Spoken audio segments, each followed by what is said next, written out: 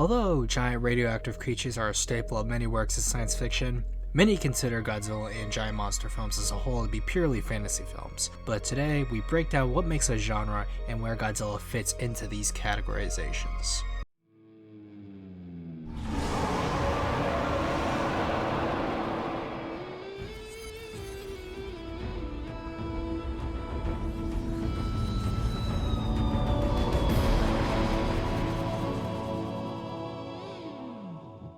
If you haven't subscribed, I'd be happy if you did, and hit the bell icon for notifications. It helps me do what I do, and I'm grateful for your support. For the sake of simplicity, I'll only be addressing the first Godzilla and, to a lesser extent, Godzilla Raids Again. This is because the former was the genesis of the series, and the other is a protoform of what would become the versus films that dominated the series, and addressing each film one by one would unnecessarily drag out the length of the video, so no, I'm not gonna go over whether or not Godzilla vs. Megalon, or Godzilla 2000, or GMK, yada yada yada. Really, we're just going down to what made Godzilla Godzilla, and in this case, specifically the original 1954 film. And the reason I'm including Godzilla Raids Again is because since it's the year after Godzilla, there's so much DNA of the first directly into this rush sequel that I think it warrants at least a bit of a mention. I also want to get this right out of the way as well. Finding genres can be very difficult. Many examples of other genres can slip into works advertised as a different genre. Many examples of deconstruction genre fiction can fall under this prescription as well. Red Shirts by John Scalzi is mostly meta-commentary and addressing the tropes common to serialized sci-fi works like Star Trek, and although the story is a commentary on these works, it still exists within the confines of science fiction to tell a story about free will while also satirizing the genre. But this will be touched on towards the end of the video later, but now with that tangent though an important one out of the way, what is sci-fi? Science fiction, as defined by the most reliable source in the world, Wikipedia, states the following: a genre of speculative fiction which typically deals with imaginative and futuristic concepts such as advanced science. Another term you saw there, speculative fiction, is referring to a broad category of fiction encompassing genres with elements that do not exist in reality, which is also different from fiction generally, which is just any creative work, chiefly any narrative work portraying individuals, events, or places in ways that are imaginary. Think of these terms as part of taxonomy, of how we kind of sort media into one category after another. In this case, the domain of writing, the kingdom being fiction, the genus, speculative fiction, and now the phylum being science fiction, which is where the conflict emerges in my opinion, because a lot of people can't really come to terms on what generally means science fiction, and although we have a definition here, sometimes we need to go a little bit deeper, so let's go a little deeper. And in this case, we look at science fiction and it can include these such things: temporal settings in the future or in alternate histories, space travel settings in outer space, on other worlds, subterranean Earth, or in parallel universes, aspects of biology and fiction such as aliens, mutants, and enhanced humans, predicted or speculative technologies such as brain-computer interface, bioengineering, superintelligent computers, robots, and ray guns or other advanced weapons, undiscovered scientific possibilities such as teleportation, time travel, faster than light travel or communication, new and different political and social systems and situations including utopia, dystopian, post-apocalyptic, or post-scarcity, future history and evolution of humans on Earth or on other planets, paranormal abilities such as mind control, telepathy, and telekinesis. So, if we were to use these concepts as a benchmark for science fiction, where does Godzilla stand in the grand scheme of it all? Godzilla is for its time a contemporary story, and there are no divergences in its timeline to the degree of alternate history works like Mamoru Oshie's Kerbero Saga or Harry Turtledove's Southern Victory. Both stories contain major and minor changes to key historic events as the backdrop to their settings. However, a key aspect of alternate history and stories that are heavily impacted by them is that by definition they are scenarios about crucial events in human history and present outcomes very different from the historical record. This leads to observations in an open field of sorts, as to say, what ifs, what could have been. In the case of the Kerbero Saga, we see what happens when Japan sides with the Allies rather than the Axis, and Germany instead of the United States are the ones who gain access to an atomic bomb, and they're the ones who nuke Japan. Along with the fact that they also are the ones who produce the Kerbero's armor, we see what happens when this Western culture takes control of Japan and essentially governs them for a little bit before they pull out and the political fallout because of that. In the case of the Southern Victory, it's a pretty obvious one. what would happen if the South won the Civil War. But looking at Godzilla, there is really no divergence in the film's chronology other than Godzilla's presence. However, his presence and the allegorical nature he represents is one of a world where nuclear Armageddon hits Japan again, and it could happen to the rest of the world at any time. So in this first point, I'm only going to give it a tentative yes, and that is because this is an alternate history where the destructive impact of the nuclear age comes in the form of a giant monster, so a yes. And in this case, especially from hindsight, we could call this an alternate history scenario because, of course, we are beyond that point. But again, this is a tentative yes. Space travel, a subterranean world underneath the Earth, and parallel universes are often explored in sci-fi. Dune, Journey to the Center of the Earth, and Dark Matter make these concepts the key aspects of their stories, and Godzilla has delved into these with Invasion of Astro Monster, the Monsterverse, and Godzilla's Singular Point. But seeing as the first Godzilla is not trying to be a second world to our own, we can rule out the idea of it being a parallel universe, and although the ecology of the cavern Godzilla's theorized to come from is talked about, it really isn't a major focus, so we can rule out subterranean worlds. And in the case of space travel, it's pretty obvious. We don't even really get to mention the space race, and ballistic missiles don't talk about going into space at all, so really, there's nothing to do with space travel in this story, so this is going to be a definite no. Although in the aspect of subterranean Earth, we could argue a tentative yes if we went in deeper, but you'd have to do a little bit of reaching, and again, it's only a singular line, which really doesn't go too deep into this, so biology is very much a key aspect of Godzilla, being a late surviving prehistoric creature that through his exposure to atomic weapons is able to incorporate the radiation into itself, and he is able to harness it as a type of weapon into the form of the incandescent light or the atomic breath. This is explored further by the character of Dr. Yamane, who sees the importance of Godzilla as a biological marvel that can provide a great boon to science. This fueling his displeasure at Ogata's insistence on killing the monster, and seeing as Godzilla is indeed a mutation, it's easy to give this point a definitive yes. This goes without question, and the idea of what Godzilla and Godzilla cells can do is something that carries on throughout much of the series. So on that point alone, we could say definitely Godzilla as a series leads heavily into that, and in the case of the first film, it's very apparent that this is the case. Speculative technology is also something the series would be known for, but in the case of the first film, the only new piece of technology shown is that of the Oxygen Destroyer, and seeing as Godzilla itself is a product of weapons testing and his rampage is allegorical to the use of the same weapons, weapons are the main topic and therefore the main technology that are focused on the film, making a solid stance on where it sees the progress of such science. And the scientific dilemma of the film is very much tied to weapons proliferation, as whether it's ethical to introduce an even more deadly weapon into a world going through the arms race, even if it's against a present threat where its use can very easily be ethically justified. This isn't necessarily unfounded, as the last line spoken by Yamane in the film would imply that the continued testing of said weapons and the ramping up of the arms race would result in a second Godzilla. もし水爆実験が続けて行われるとしたら、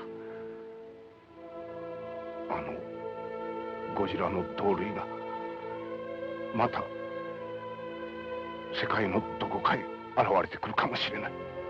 Although in Godzilla Raids again, this topic is not pushed on as heavily, we see this to be proven true with its destructive results.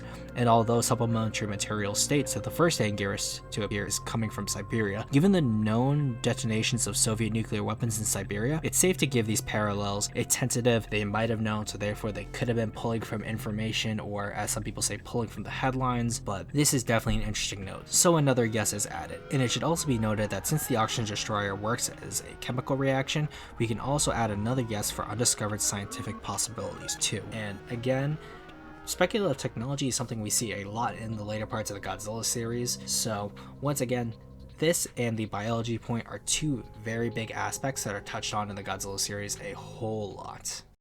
When it comes to new and different political and social systems, it depends on how you look at it. Seeing as the film came out in 1954, the same year the Japanese Self-Defense Force was established, and the occupation effectively ending 2 years prior, the Japan shown on Godzilla is a very new one. And although we do see how this new government chooses to handle the knowledge of Godzilla and argue whether or not it should be known to the public, it's far less of an important piece of the story in comparison to say how the society of Panem affects its characters in the Hunger Games, or how the Thunderhead does in Scythe, as both stories are dystopian science fiction, and that is because they want to focus on how a specific political system or political ideologies affect the people from the top of society to the lowest. And in this case, because the world's politics are far less important to the plot, I will give this point a tentative score, but leaning towards no rather than yes. Finally, human evolution, which I'm going to give a no, and paranormal abilities, although something we'll see later on in the series, is not relevant to the first two films, so a flat out no. However, Yamane raises the point of Godzilla's use to humanity, arguing that the monster, if studied, could be useful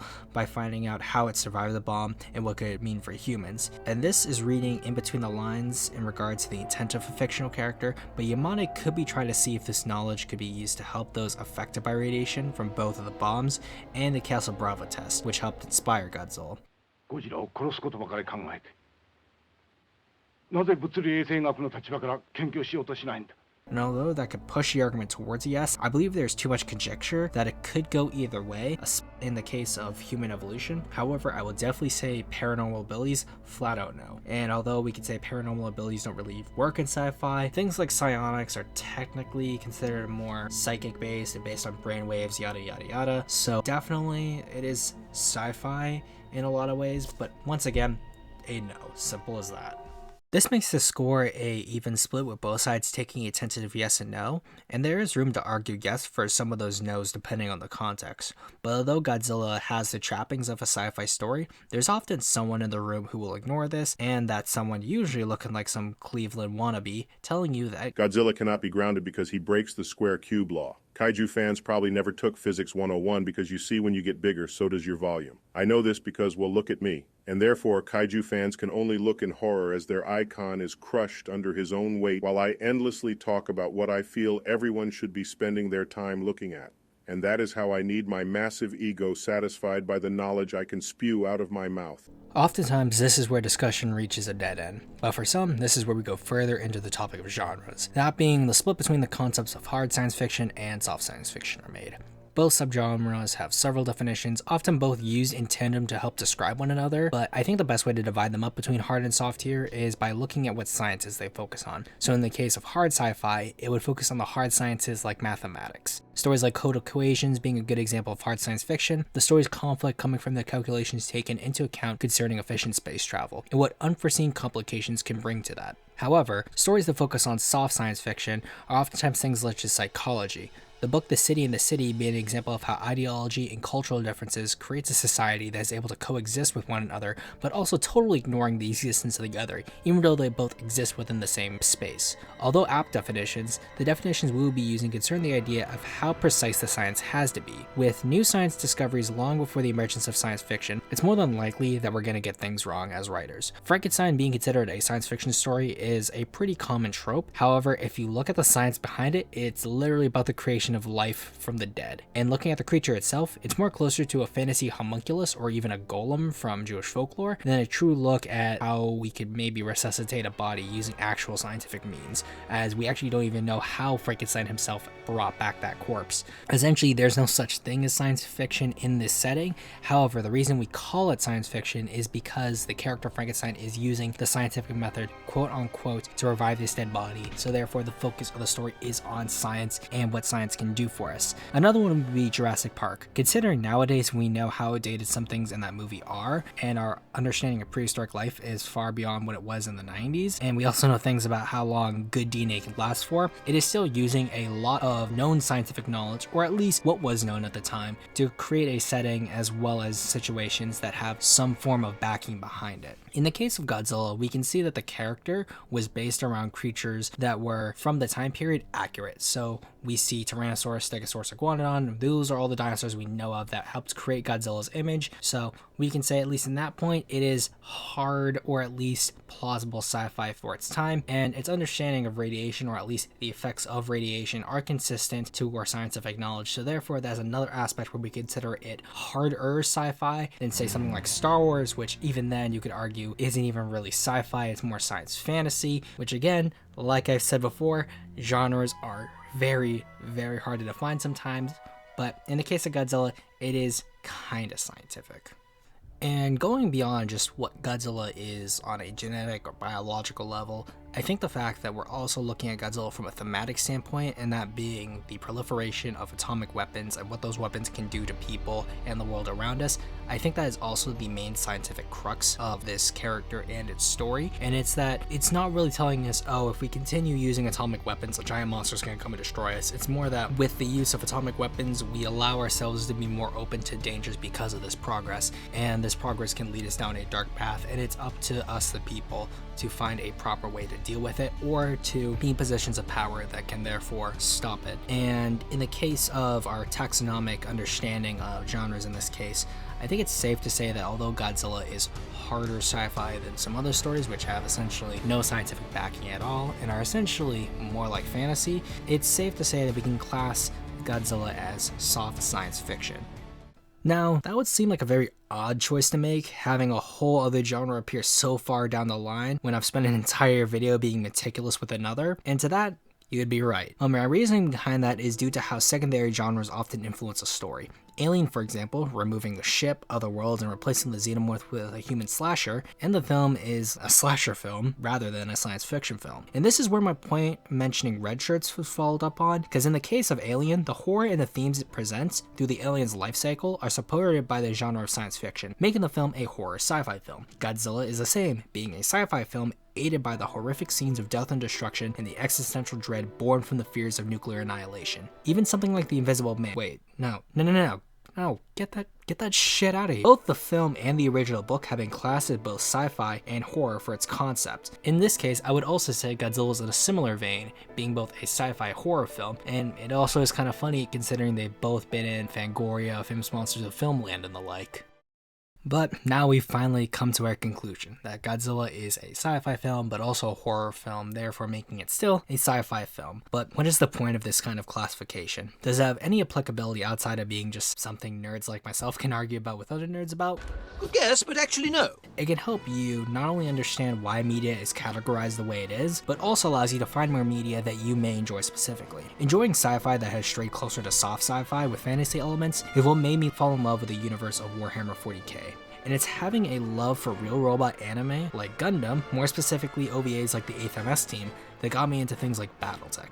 Maybe it'll help you find something you never knew you would like until you went searching for it and using this kind of system. Maybe you have a different way of categorizing medium. I'd love to hear about it in the comments down below. And I'm Zimzilla, and I'll see you guys next time.